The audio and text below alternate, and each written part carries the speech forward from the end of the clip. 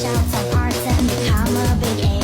Sometimes I wish I could lend you my ears, lend you my thoughts and lend you my tears.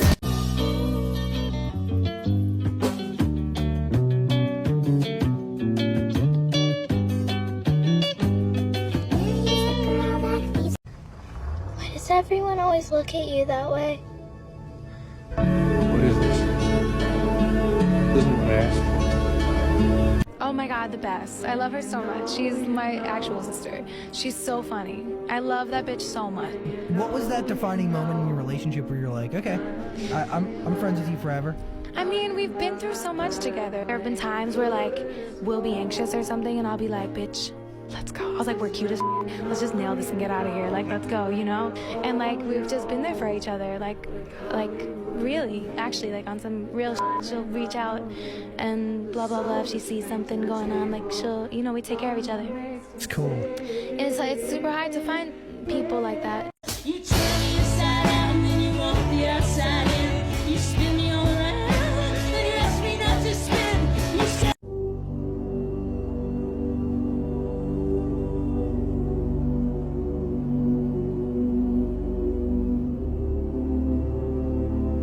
"Do you want to kill yourself?" he asks. And the question sounds unreal, because you never hear anyone ever asking that question.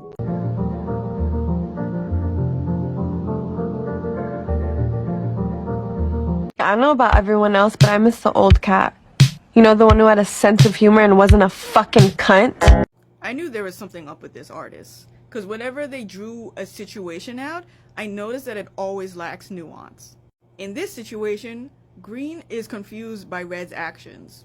Red misses Green, but they've been ignoring Green all day. And the reason why that is that Red in the past have been told that they're too clingy as a negative.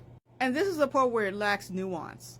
Because let's not pretend like there was a rule for us growing up that if you message a person within 3 days, you're being clingy or desperate. Like, let's not pretend that there are some people that don't really like physical touch or PDA. Or how people will get into relationships with people that really don't like them. They just settle for them for some sort of benefit. And so with Red living through those experiences, need reassurance from Green whether or not they're being clingy. And Green in this scenario has over time constantly give confirmation to Red that no, they're not being clingy, but they're tired of it now. Because it isn't a once in a lifetime thing where they have to reassure that Red is not being clingy because he can't just get over their trauma after the first few conversations about how they're not. Green is just going to dump them. Because the constant need of validating that they're not being clingy is them coming off as toxic. They got a lot of backlash and started backpedaling and using this as an explanation as to how toxic this is, but it has no nuance. People like this don't ask for reinsurance 236 days of the year. That's not what happens. There can be weeks where this person is completely fine. Nothing's triggering their depression or their trauma, and everything could be fine and good.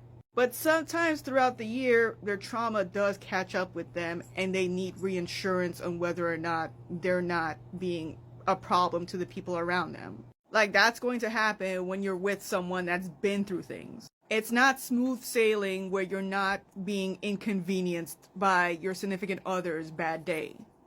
And then they backpedaled even more, displaying real toxicity that does not apply to the Red character. So why even bring up that Red was being toxic when they don't even fit any of these categories? Red was never threatening to end themselves if they never got the validation. Red never said anything about how Green ruined their day. And Red never told Green that they were being a horrible person for triggering their trauma. Red is just applying the most peaceful option they know in order to, like, keep the relationship going. Green addresses how unhealthy that is to not be in communication and how you gotta be self-aware that this is a completely new relationship, so you shouldn't be expecting things that happened in the past to happen to this one. And after all that, just dumps the Red character. Cause Green has had to one too many times reinsure and validate that Red is not being clingy or any sort of annoying. Like, this shit's got me so heated.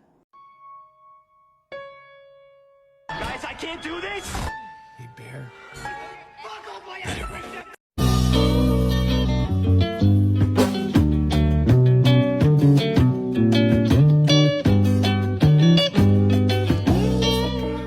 It's too late. What's done is done. No. There's nothing I can do, Bojack. I'm not real. None of this is. So what do I do now? Bojack, doesn't matter.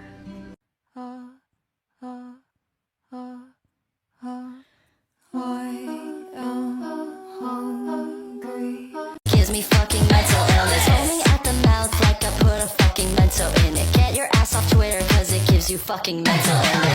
They can't relate to how I've drawn out in Sharpie where I take the scissors if that's what it took for me to look in the mirror. I've done every diet to make me look thinner, so why do I still feel so